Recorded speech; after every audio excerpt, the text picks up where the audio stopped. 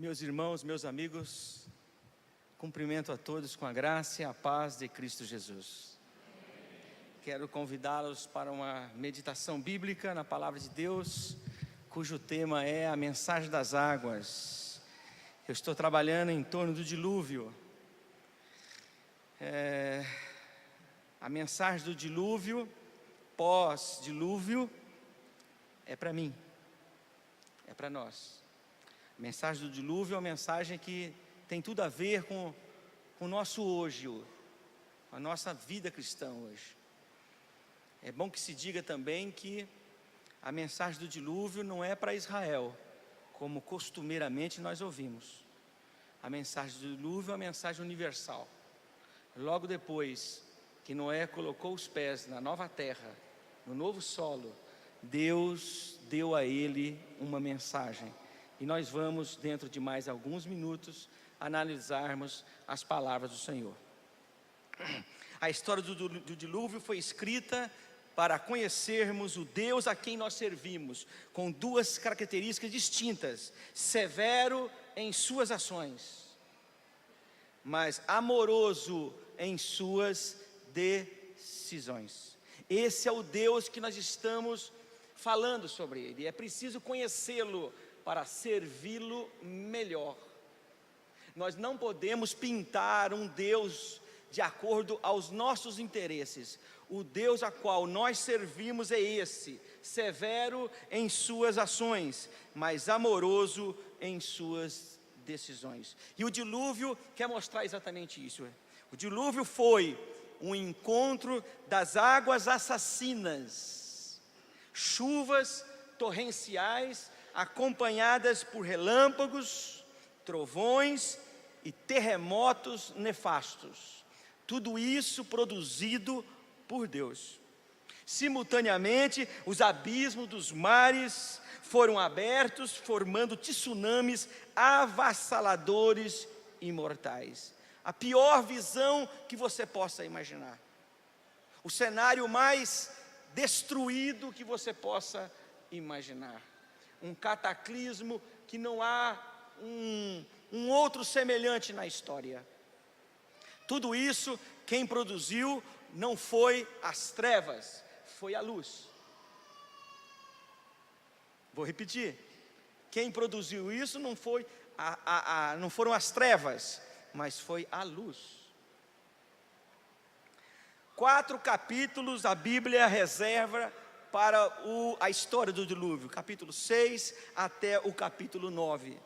Mencionam o dilúvio bíblico, que tem a intenção de narrar não somente a destruição daquela geração, como também revelar a escalada crescente do pecado que vai, acredite se quiser e se puder, desde Adão até aqueles dias. Quero chamar sua atenção, não o fiz pela manhã, mas estou fazendo agora, que Adão viveu 930 anos. Ele morreu 126 anos antes do nascimento de Noé.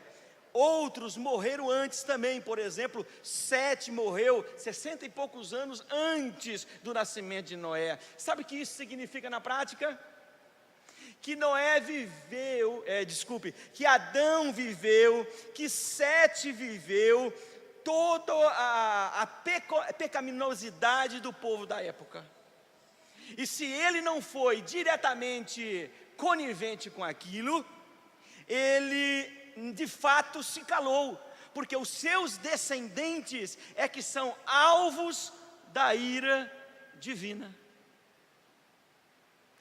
Maalalel, Enos, todos esses homens que viveram antes da destruição do planeta pelas águas, conviveram perfeitamente com Noé, porque Noé viveu 500 anos. Somente esses dois tinham morrido, Adão e Sete, antes de Noé. Enoque também tinha sido trasladado na presença de Deus, também não conheceu Noé, mas as águas do dilúvio matou os netos e bisneto e tataraneto de Adão. E para vocês terem uma ideia, o último homem mencionado em Gênesis capítulo 5, que é a genealogia que vai de Adão até os filhos de Noé, o último homem morreu exatamente, segundo alguns estudos, uma semana antes do dilúvio, que é Matusalém. Ele morreu exatamente no ano de 1656, na época do dilúvio, ou seja, Matusalém, que é o homem mais velho que a Bíblia nos apresenta na face da terra, descendente de Adão, conviveu com Adão, conviveu com seus primos e com seus netos, e foram completamente destruídos pelo poder das águas. Olha, isso me traz a seguinte informação, que não basta dizer que é crente, é preciso ter convicções. Não basta cultuar a Deus, é preciso viver o culto a Deus a cada dia da nossa vida. Esses homens viveram tão próximos ao Criador, através de Adão. O patriarca está vivo, mas o patriarca não consegue passar a mensagem que ele ouviu do Deus Todo-Poderoso. Apenas é um relator histórico, somente isso, nada mais que isso. A Bíblia não reserva para Adão nenhum texto especial pós-queda. Existe? Depois da queda, nem Adão, nem Eva são relevantes no texto bíblico. Isso me surpreende, Eduardo, isso me surpreende, né? Era para ter falado muitas coisas a respeito de Adão, mas não há registro de Adão. A única coisa que se fala de Adão pós-queda, ou seja, dele ter saído do paraíso, é a sua morte com 930 anos. Alguns livros apócrifos dizem que os antigos veneraram e respeitaram o corpo do patriarca, mas isso, livros apócrifos. A Bíblia não traz nenhuma informação especial ao grande homem patriarca Adão. É bom salientar que que de Adão até Noé, poucos homens expressaram os interesses de Deus em suas vidas. Vamos vê-los. Adão falava com Deus, porém foi expulso do paraíso, não completou sua carreira. Abel foi temente a Deus, mas foi assassinado pelo seu irmão Caim, também não completou a sua carreira. Depois de 235 anos do nascimento de Adão, ou seja, Adão está vivo, eu quero chamar a sua atenção para isso, nasce Enos, seu neto, filho de Sete, e diz o texto bíblico que ele retoma o culto ao Senhor. O que isso significa? Que o avô abandonou o culto ao Senhor. O primeiro homem, a conclusão que eu faço nesse momento é que o primeiro homem, feito à imagem e semelhança de Deus, perdeu o culto ao Senhor, deixou de oferecer ao Senhor honras, glórias e louvor. E só depois de 235 anos, com o nascimento de Enos, é que o culto ao Senhor começa a ser restabelecido. Isso é forte demais, né? Sabe que isso me lembra, Eduardo? Crentes e pastores também, né? Que vivem uma vida ativa e de repente somem. E a gente encontra eles muitas vezes afastados dos caminhos do Senhor. Não há uma estrutura para suportar a vida no seu cotidiano. Parece que tem alguns momentos que eles se aproximam de Deus, mas os demais eles passam completamente alienados da presença do Senhor. Olha, 387 anos depois do nascimento de Enos, nasce Enoque. 387 anos, nasce um homem, e Deus diz assim: esse homem é bom demais. E eu tenho aqui duas opções com esse homem. Eu nunca tive um homem, um servo tão fiel a mim como esse, nesses últimos 387 anos. Gente, nós não estamos falando de 387 dias, nós estamos falando de 387 anos, segundo o texto bíblico. E Enoque, o primeiro homem, depois da aparição de Enos, que faz a vontade do Senhor. E o Senhor diz: eu não sei o que eu faço com ele, se o transformo num atalaia, ou se eu livro da corrupção humana. Entenderam? Qual foi a decisão de Deus? Qual foi a decisão de Deus? Vias das dúvidas, eu vou chamar logo cá para cima. Vocês imaginam como é que estava a corrupção nessa época? Como o pecado tinha alastrado nessa época? Deus prefere levar para si um servo do que usá-lo como instrumento de sua mensagem. Eu acho isso espetacular. Eu acho isso espetacular. Isso mostra para nós como o ser humano se corrompeu na época adâmica. 934 anos depois do nascimento de Enoque, Noé é a primeira pessoa a receber uma missão. Eu quero chamar a atenção de vocês, que nem Enos foi convocado para uma pregação, nem Enoque foi convocado para uma pregação, e nem Noé foi convocado para uma pregação. Noé, que é o último homem da nossa lista, ele foi convocado para construir uma canoa.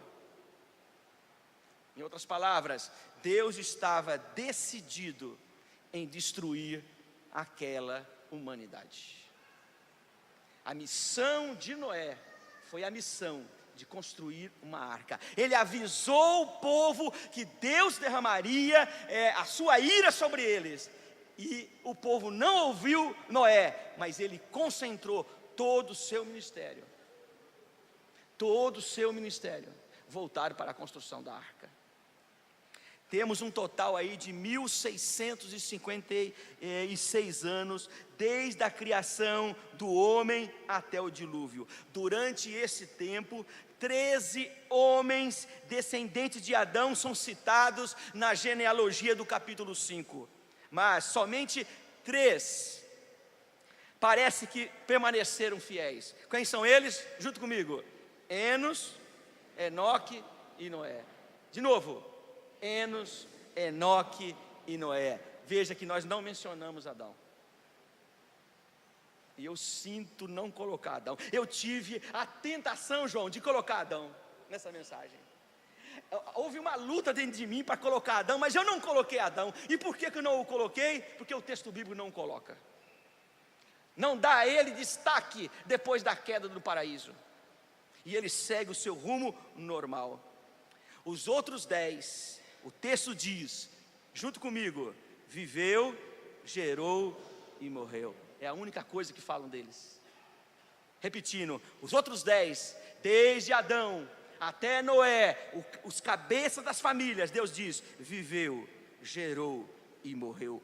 Pouco demais para quem viveu junto à grande lenda viva, Adão. Pouco demais, um registro muito pouco a respeito desses homens, descendentes de Adão, filhos de Sete, que diz que ele viveu, ele gerou e ele morreu. Em outras palavras, nada de especial eles fizeram que merecesse uma notificação bíblica. Essa primeira humanidade deu sinais claros que repudiava a pessoa de Deus. O dilúvio foi então um juízo divino contra pecadores. Vamos ler o texto bíblico do livro de Gênesis, capítulo 8, versículo 21 e 22. Se você quer ler na sua Bíblia, pode abri-lo.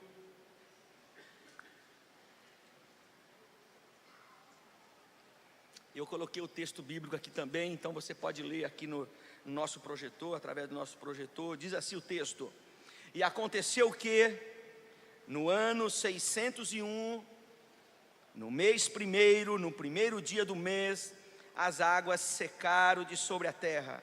Então Noé tirou a cobertura da arca e olhou, e eis que a face da terra estava enxuta. Versículo 22.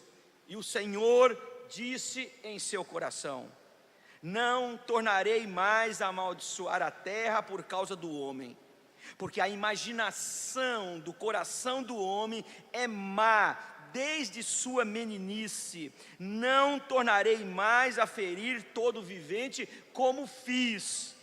Enquanto a terra durar, sementeira e cega, e frio e calor, e verão e inverno, e dia e noite, não cessarão. Há aqui informações estranhas que nós encontramos nessa narrativa bíblica depois que as águas baixaram.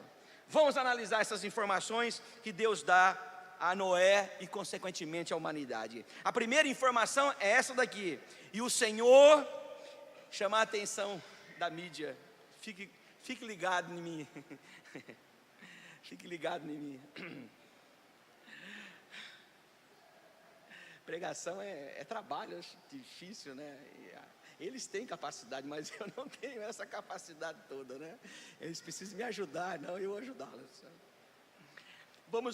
Vamos analisar a primeira parte do texto.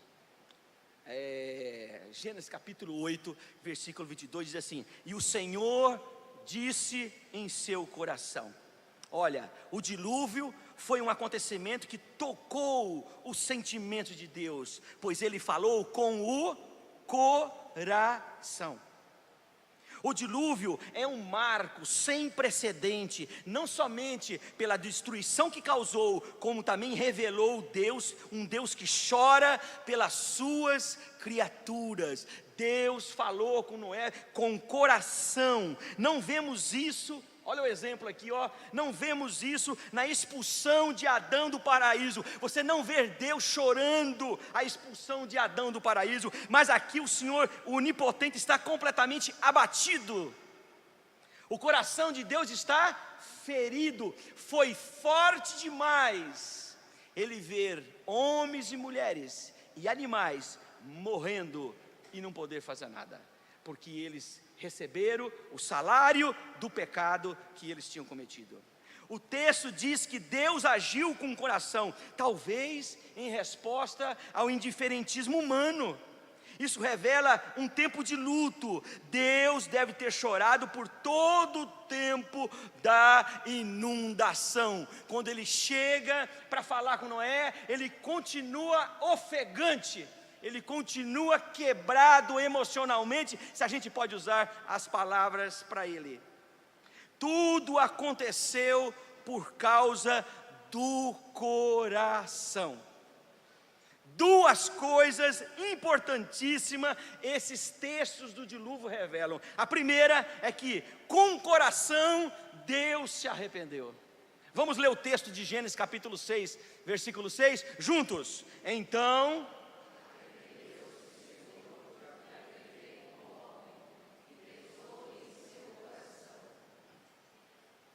Deus deve ter dito: o que foi que eu fiz? Uma linguagem nossa, Ele deve ter colocado na mão, na cabeça, e dizer assim: deu caca. Deus se arrependeu, o Senhor se arrependeu de ter havido feito o homem, e isso pesou-lhe o coração, a dor no coração. Então o que Deus faz? Deus muda de plano, Deus muda de estratégia. É esse o significado aqui da palavra arrependimento. E Ele manda o quê? O dilúvio. Ou seja, Ele vai responder, nós vamos dizer daqui a pouco, com a mesma intensidade da maldade daquela época. O dilúvio é uma resposta à altura do pecado dos homens daquela época. Quer dizer, a maldade dos homens fez com que Deus mudasse de plano. Ou seja, Deus não pretendia destruir a humanidade. Não estava isso nos seus pensamentos. Mas Ele mudou os planos. Agora, com o mesmo coração que Ele se arrependeu, Ele também está se redimindo. Vamos ler o texto? E o Senhor...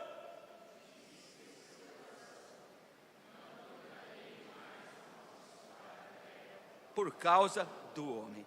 Deus deve ter dito: como eu pude fazer isso? Eu vejo aqui um Deus pelos cantos. Eu vejo aqui um Deus em conflito pessoal, se eu posso usar essa expressão. coração dele está latejando. Ele olha para a humanidade destruída e disse: eu não vou mais destruir o homem. E ele disse isso com o coração. E esta informação é importante demais para nós. Que Deus nos ama com o coração e não com as ideias. Por isso pode mudar as ideias. Troca para nós, por favor. Isso, de novo.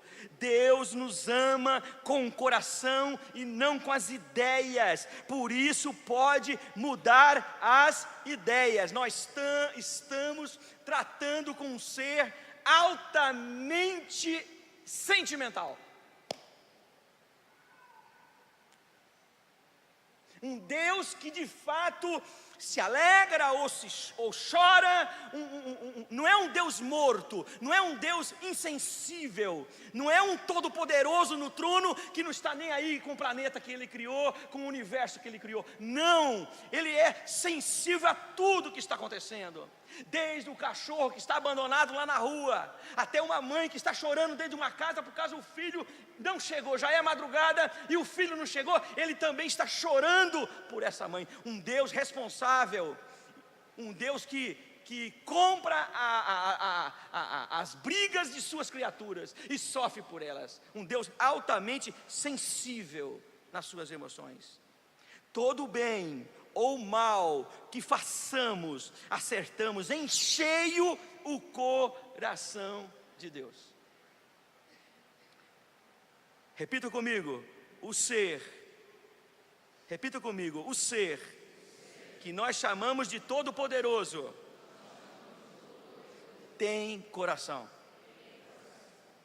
Esse é o Deus que nós precisamos nos relacionar. João, a ideia que eu tenho quando Deus colocou isso aqui é para dizer para a nova geração que eles precisavam mudar o relacionamento com Ele. A ideia que eu tenho é que a geração antediluviana, ela não via Deus como uma pessoa. A pessoalidade de Deus, a divindade era aceita, mas não a pessoalidade de Deus. E aqui, pós-dilúvio, a preocupação de Deus de conversar com Noé é que ele tem coração. Em outras palavras, se você me adora, mas não adora com coração, eu não tenho como aceitar isso.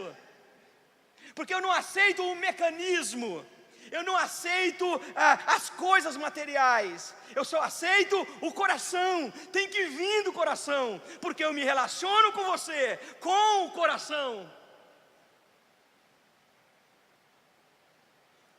O texto ainda continua e nos traz a seguinte informação: não tornarei mais a amaldiçoar a terra por causa do homem. Vou repetir: não tornarei mais a amaldiçoar a terra por causa do homem.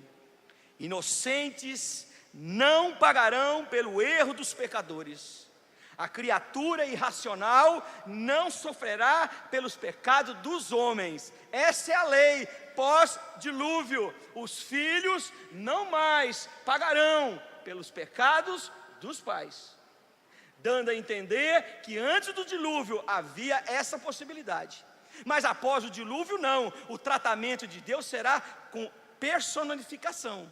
Cada um de nós em particular, Deus vai tratar conosco.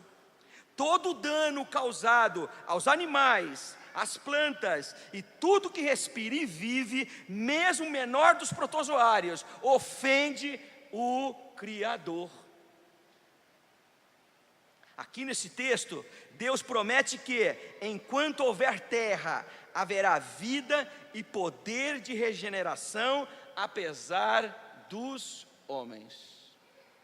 A terra está sendo alimentada por Deus, mesmo que os homens invistam contra a terra.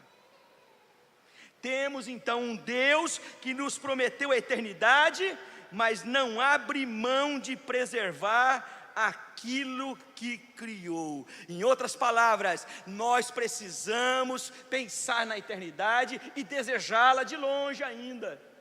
Mas não podemos esquecer que o solo da qual nós estamos pisando, Deus tem interesse dele. Então, olhe para mim. se você cria alguma coisa, se você cuida de alguma coisa viva, faça isso com cuidado, porque Deus tem interesse na preservação dessa vida. A ideia que eu tenho é que o homem antes do dilúvio era um homem bruto, que não tinha nenhum sentimento com os seres vivos, mas o novo mundo agora deveria ser pessoas preocupadas com tudo aquilo que Deus criou. Nós poderíamos até fazer uma pergunta: será que essa falta de cuidado com a natureza não foi a razão pela qual Deus destruiu esse mundo? Após o dilúvio, Deus espera que os homens respeitem mais as suas criaturas.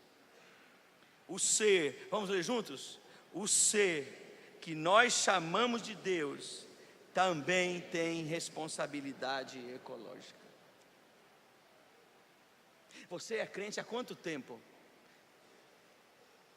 Você deve ter ouvido mensagens desde que você se converteu sobre o céu e mensagens sobre a terra. E a responsabilidade ecológica nossa, quando foi que você ouviu isso? Pelo contrário, em conversas informais, a gente percebe: não, Deus já está destruindo esse planeta, Deus está acabando com o homem. Opa, cuidado com o que você está falando, porque após o dilúvio, Deus tem um cuidado especial, não somente com os animais e as plantas, mas também com o próprio homem. Ou seja, Ele não quer mais que haja destruição das coisas e das pessoas e das plantas que Ele criou. Outro texto em continuação. Toda essa mensagem foi quando Noé pisou no novo solo.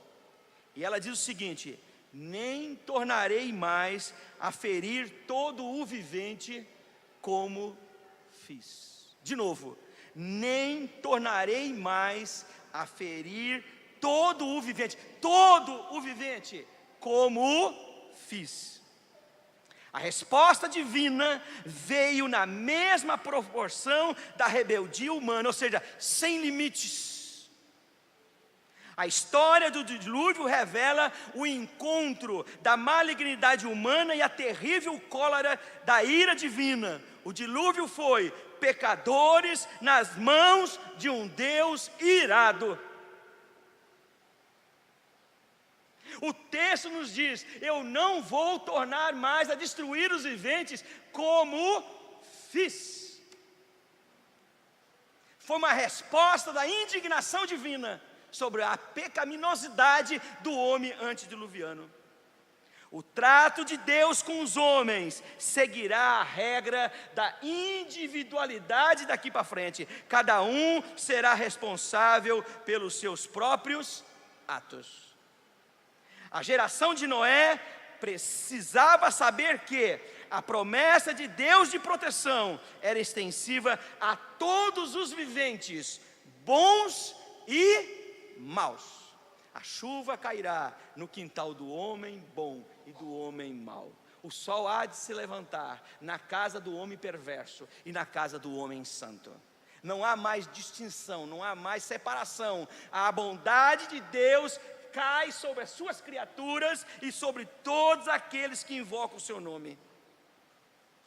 Ele disse no texto: nem tornarei mais a ferir todo o vivente como fiz. A expressão como fiz revela-nos um Deus, segura lá, que não transfere a responsabilidade, Ele assume seus atos, bons ou maus.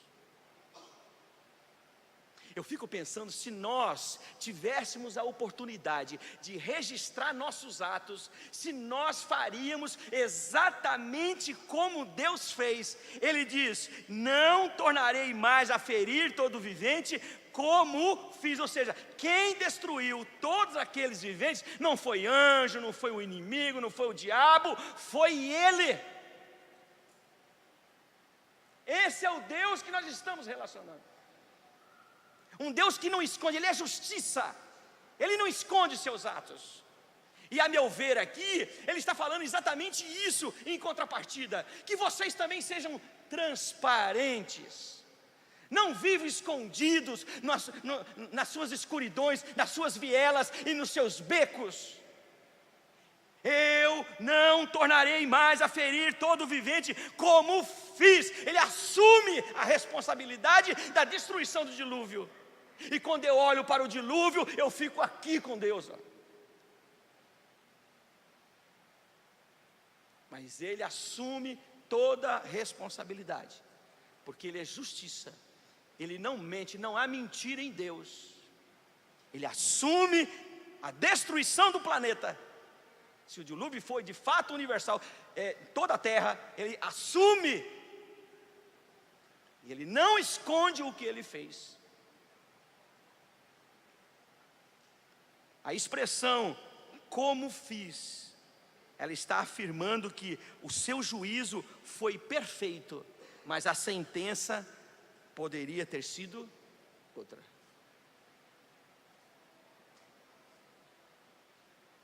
Vou repetir, ele está afirmando que o seu juízo foi perfeito, mas a sentença poderia ter sido outra.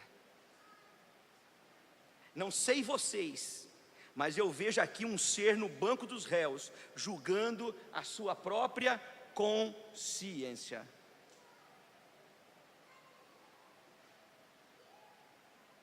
O ser que nós chamamos de Criador também se arrepende. O ser que nós chamamos de Criador também se arrepende, ou seja, ele muda de plano, porque ele não age de acordo às ideias, mas de acordo ao seu coração.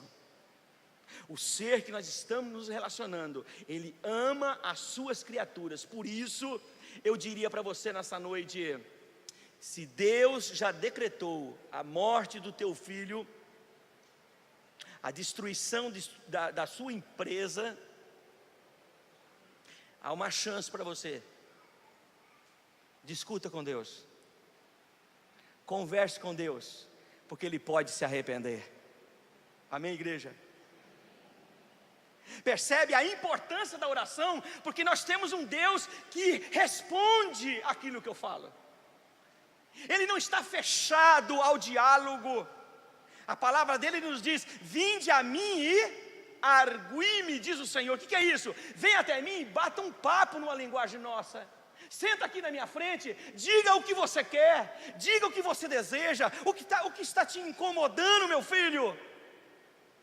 Deus se arrepende, por isso mantenha a oração, que Ele pode mudar os planos que Ele tem para a sua família, para os seus amigos, para os seus vizinhos.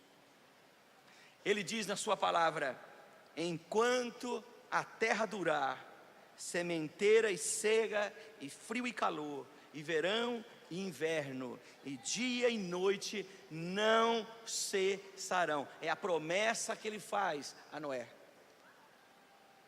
Estejamos preparados, né? A terra pode não ser eterna. Ele disse: enquanto a terra durar. Então a terra não é eterna, mas enquanto ela durar, enquanto ela existir, toda criatura poderá contar com a seguridade da terra. Enquanto a terra durar, Deus reservará um tempo de oportunidade aos homens. E a principal prova, enquanto a terra durar, que Deus está disposto a nos ajudar e nos proteger, é esta informação que nós temos aqui, que é a promessa do arco-íris. Ele chamou a atenção de Noé e disse assim: você não conhecia a chuva, né, meu filho? Não havia chuva antes do dilúvio, ok? É a primeira chuva que Noé tem contato. Então Noé está estarrecido. A meu ver, Noé está completamente com medo de chuva. Ele não podia ver um pingo na goteira que ele já saía correndo. Aí Deus chama ele e diz assim: fique tranquilo, meu filho, porque depois de grande chuva, depois de grandes tempestades, o meu arco há de ser colocado no céu, para você lembrar que eu fiz uma aliança contigo, que não mais destruirei pelo poder das águas. Que informação é essa, hein?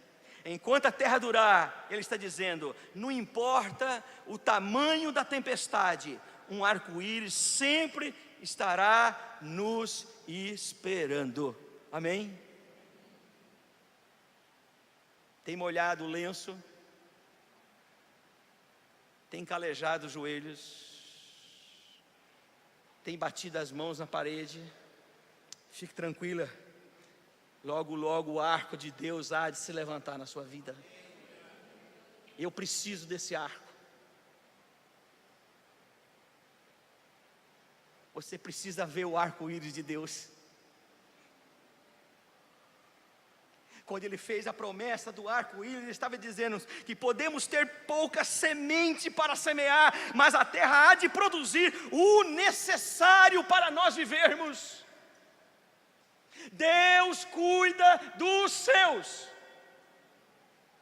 Deus cuida do homem. Ele está dizendo com essa promessa do arco, a noite pode trazer preocupações, mas o dia há de nos mostrar o caminho a seguir. O frio pode congelar nossa alma, mas o sol há de aquecer a nossa esperança. O inverno pode devastar a nossa alegria, mas a primavera há de recuperar os nossos sonhos. Eu creio no arco-íris de Deus. E é isso que me lança para o futuro. Mesmo com as águas no joelho, o arco de Deus vai aparecer. As águas estão subindo, eu digo, o arco de Deus vai aparecer. A boca parece que está tomando a água, e eu digo, o arco de Deus há de aparecer, porque aquele que prometeu é fiel para cumprir as suas promessas. Ele ama cada ser humano, ele está comprometido com cada criatura que ele criou. Ou seja, você é importante para Deus. Vamos dar uma salva de palmas para o nosso Deus.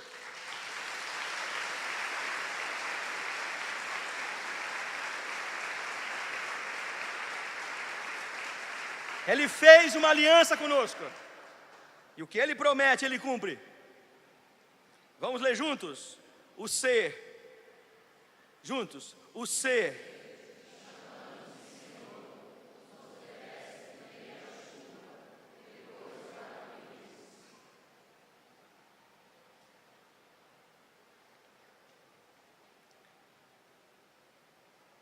Tem chuva primeiro.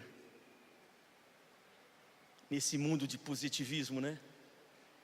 Fique tranquilo que tudo vai dar certo. Não dá não. Não dá não. A chuva vem primeiro. A dor vem primeiro.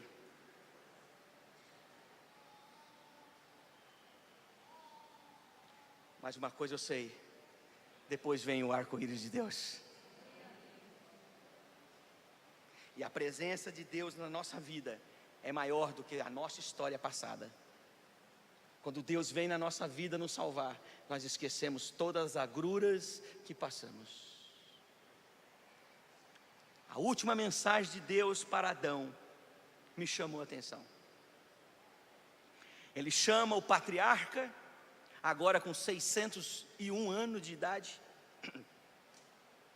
trouxe todas essas informações para ele, a respeito da terra, a respeito dos viventes.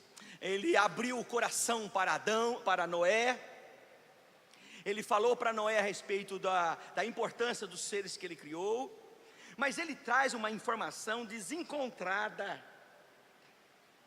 Há algo esquisito no meio dessas informações, porque falar de preservação tem tudo a ver com o dilúvio, mas agora ele coloca no texto as seguintes palavras: porque a imaginação do coração do homem, e ele fala no presente, ele se refere diretamente a Noé.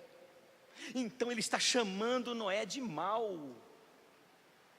E Noé foi escolhido porque era bom, porque era temente a Deus e andava com Deus. Mas aqui a mensagem é no presente, não existe mais pessoas vivas, concorda comigo? Ninguém mais está vivo, só tem Noé e sua família. Mas ele fala no presente, ó, porque a imaginação do coração do homem é má. Então ele está falando de Noé, ele está falando dos descendentes de Noé. Vocês são maus, porque são os únicos homens que há na face da terra. E olha a preocupação dele, porque a imaginação do coração do homem é má, desde sua infância.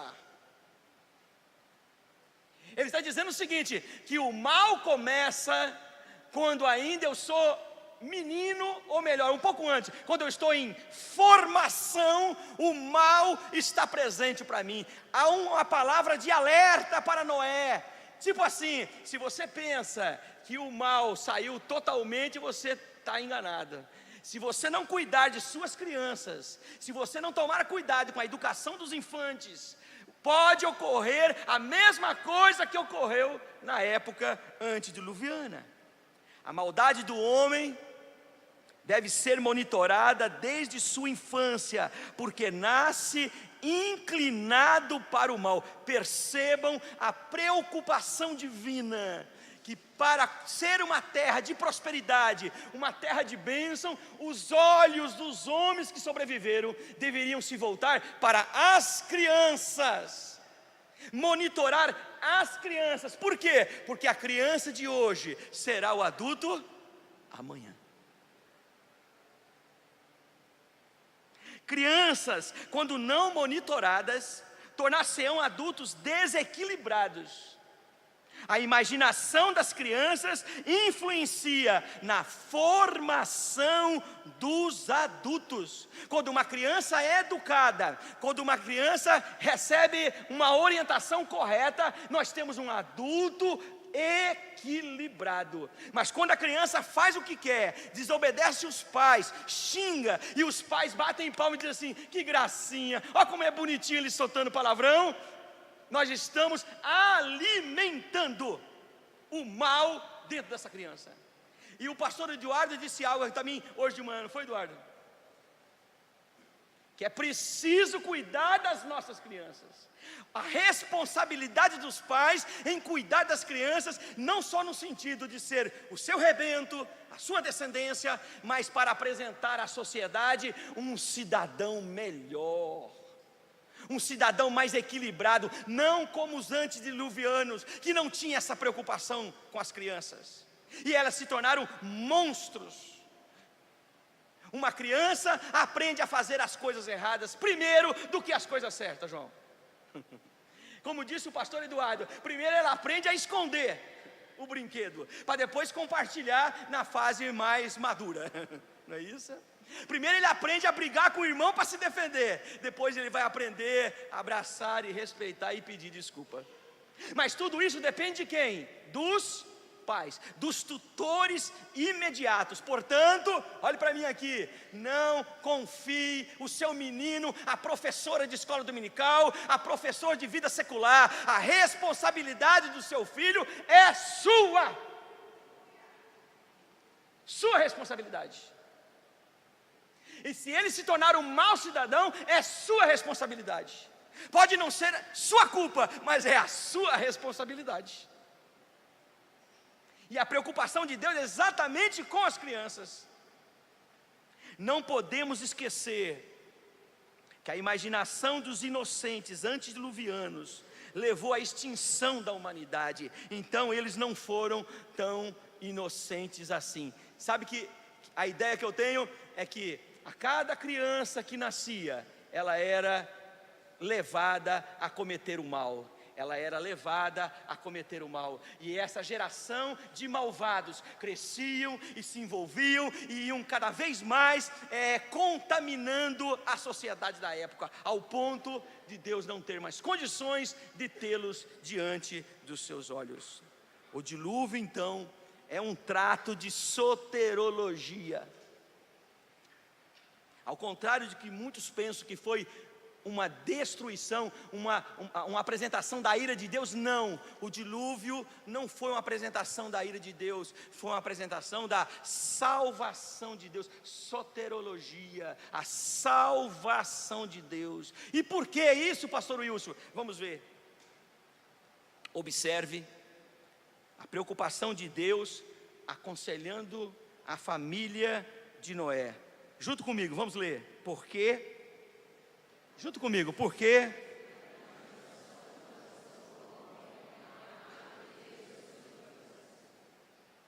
o coração do homem não corresponde ao amor do coração de Deus. Isso é fato.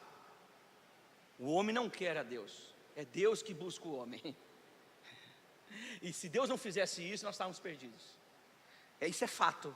Nosso coração deseja as coisas, mas não desejamos Deus. Se o amor dele não vem ao nosso encontro, nosso amor não é suficiente para ir ao encontro dele. E essa mensagem de tomar conta das crianças está também registrada em toda a Bíblia. Não coloquei um texto aqui muito interessante que diz assim: ensina o menino no caminho que deve andar, não é isso? Para quando ele chegar na vida adulta ele não se desviar. Mas coloquei esse texto do Salmo 51, versículo 5. Vamos ler juntos? Eis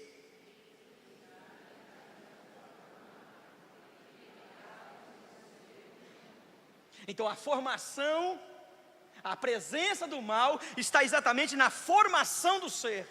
O pecado está presente na vida de todo homem que nasce. Não foi difícil para Deus destruir o planeta com dilúvio, pastor Marcelo. Ele é onipotente. Vou repetir. Não foi difícil para Deus destruir o planeta com dilúvio, porém sua ira não conseguiu destruir o pecado. Matou o pecador, mas não extinguiu o pecado. O pecado entrou na arca de carona. E a verdade é que ele está chamando a atenção de Noé, quando ele está pisando no novo solo. Não há mais homens diante de Noé. Contudo, ele tem a preocupação de dizer para Noé que as próximas gerações não venham se corromper, e que ele tinha a responsabilidade de melhorar as próximas gerações. Por quê? Porque escondido dentro do homem há a presença do mal, há uma semente pecaminosa dentro do homem. Matou o pecador, mas não conseguiu matar o pecado. O pecado entrou, não sei como, mas ele entrou, pegou carona na arca, sobreviveu a 1 ano de água. Ele sobreviveu a 1 ano. Quando Noé desceu da arca, pisou em solo que não havia pecador. E por quê? A preocupação divina na educação das futuras crianças, visto que aquela nova população, a família de Noé, era temente a ele e por isso foi salva. Por que essa preocupação de Deus em falar isso? Porque para impedir o pecado, para que impedisse que o pecado entrasse no novo mundo, para inaugurar um novo paraíso, teria que matar também toda a família de Noé, visto que o pecado é próprio na vida de todo aquele que nasce sobre a terra. Vou repetir. Porque para impedir que o pecado entrasse no mundo de Noé, no novo mundo, para inaugurar um novo paraíso, teria que necessariamente matar também toda a família de Noé, visto que o pecado é próprio na vida de todo aquele que nasce sobre a terra. Eu pergunto a vocês, quem aqui não tem pecado? Levanta a mão.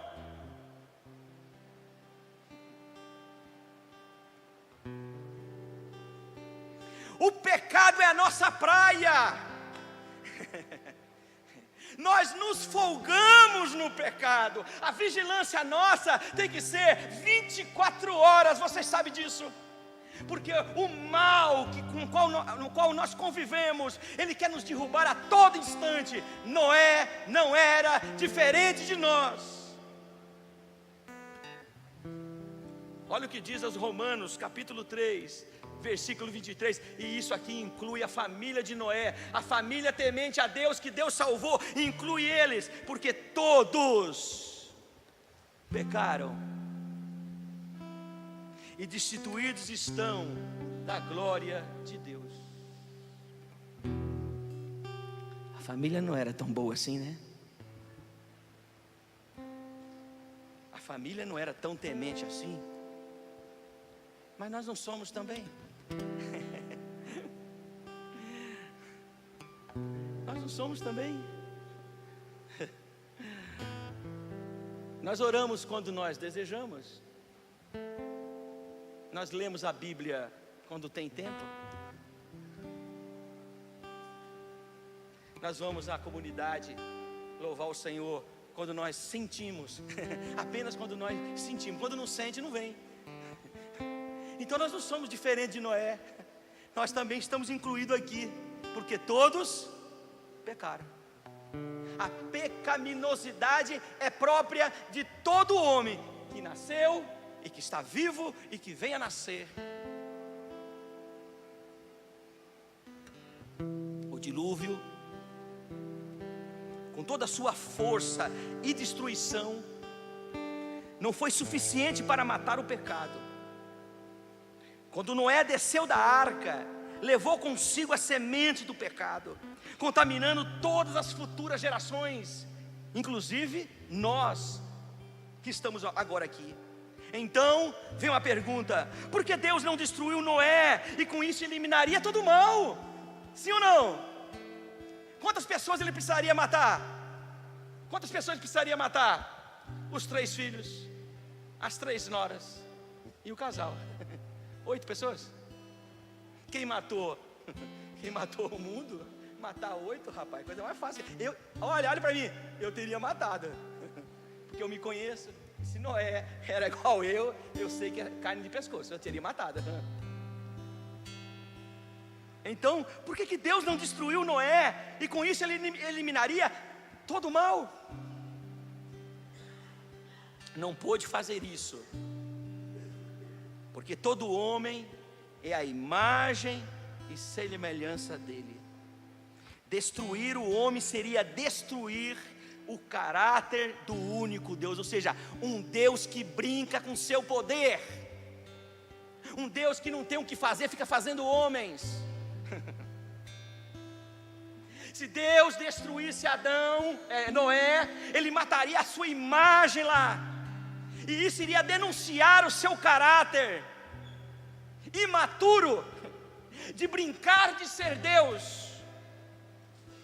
A justiça dele iria condená-lo por todos os séculos e séculos que pudesse existir.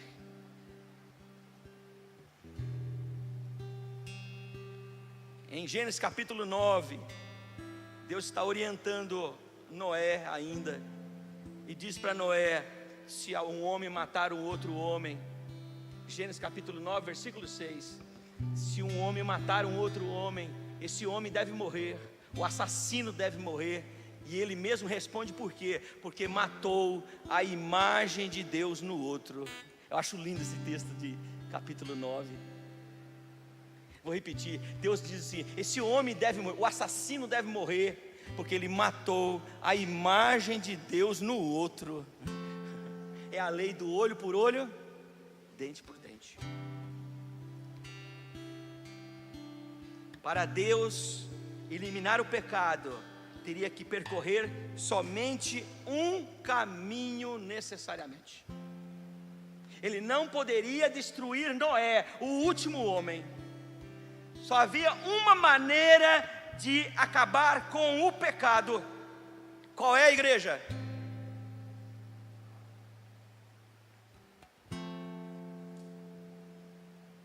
Eliminar a si mesmo.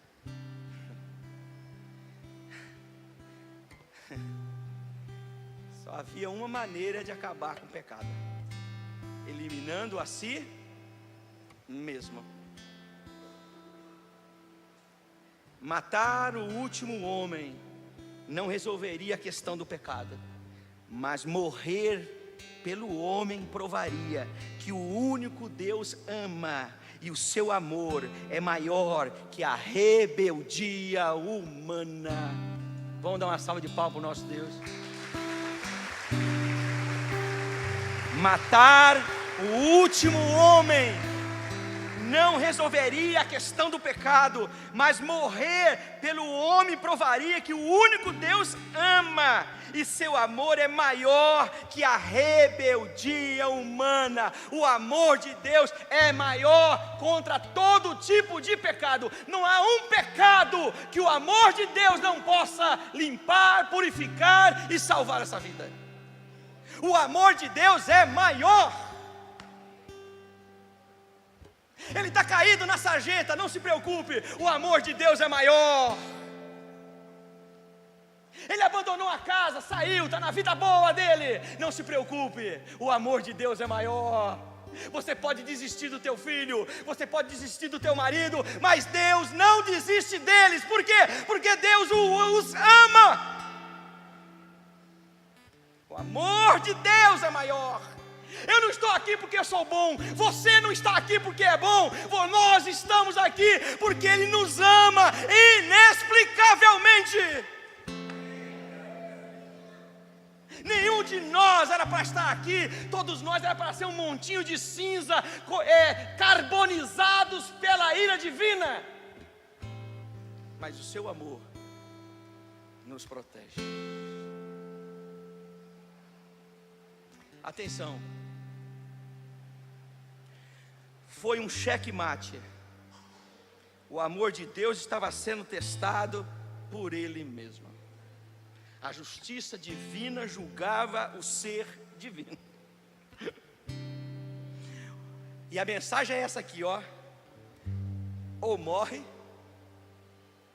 junto comigo, ou morre, leamos juntos, ou não.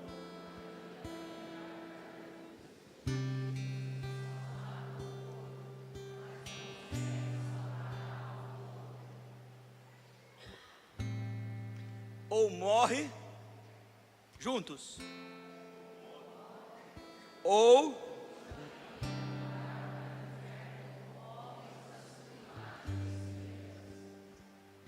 morre, juntos, ou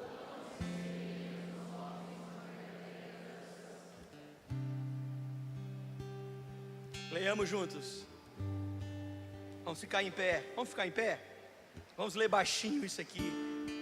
Vamos ler com a voz, com volume baixo, devagar, juntos. Depois.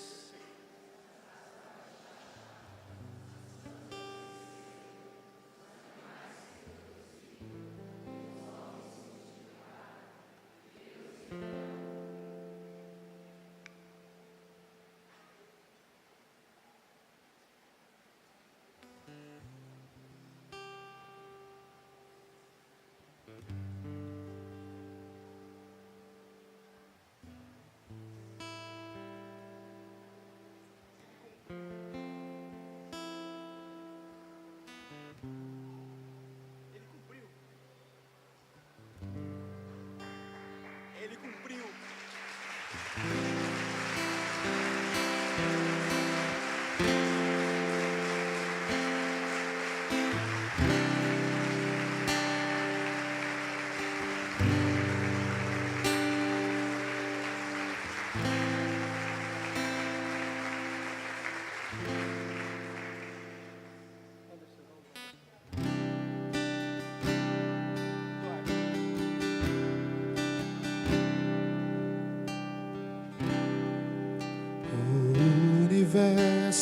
Ele cumpriu.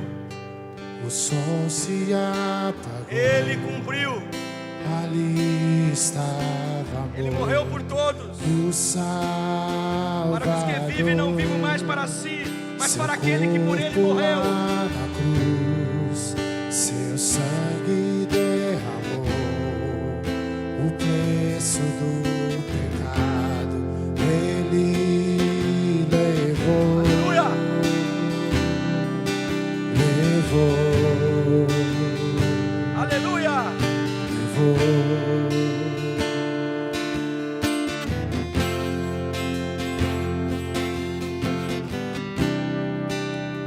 Pai o abandonou, cessou seu respirar, em trevas se encontrou o Filho.